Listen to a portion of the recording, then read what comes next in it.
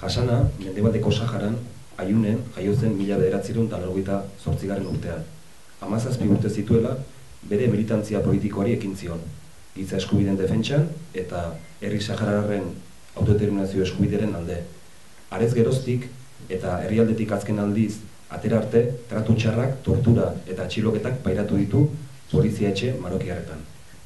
2011ko urrian, bigarren ez etorri zen autonomia erkideoko ontara, bere formazioaren bigarren zatiaren jarraitzeko. Handik hilabetera, telefono dei baten bitartez jakin zuen, Rabaten dagoen epaiketa militar marokiarrak, beste 24 lagunekin batera, sumario militar batean sartu zutela, Gedei Mizinen duintasun kanpamentu batean parte hartzeagatik. 2013ko otsailean hemen zegoela, internet bidezko irrati saio baten bidez, guztiz erabaki bidegabe baten berri izan zuen. Biziarteko kartzela zigorra ezarri zioten, Gedei Mizikeko kanpamentuen gertakizunengatik. Epaia, Rabateko auzitegi militarrak ezarri zuen, 15 zibil kondenatuz. Auzitegi honek Hasanaren aurkako akusazio faltsu baten oinarritua da. Ez du kontraesan eta defentsa printzipio ere errespetatu, bera ez baitzen bertan izan hura gauzatzeko. Gainera, auzitegi militar honek emandako epaiari ezin izan zaion errekurtso arrunt bat ezarri ere.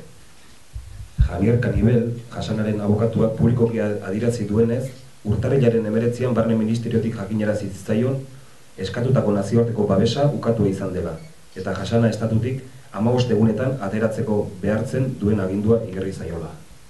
Hasana atxilotu izateko arrisku larrian dago, biziarteko kartzela zigorra betetzeko espertxeratua izan daiteke. Berez, tratu krudel eta iraingarritzat jo daitekena. Honegatik guztiagatik, Hasana libre, asilo politikoa orain, lelopean, manifestazio nazionala deitzen dugu Bilbon larunbat honetan, urtarrilaren 31an. Arratsaldeko 5etan abiatuko dena Arriaga plazatik. Eta gobernuaren ordezkari ordetzan amaituko dena.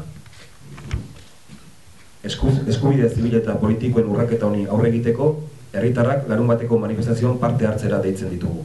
Guztion artean, indarra egin dezagun, Hasanari asilo politikoa eman diezaioten.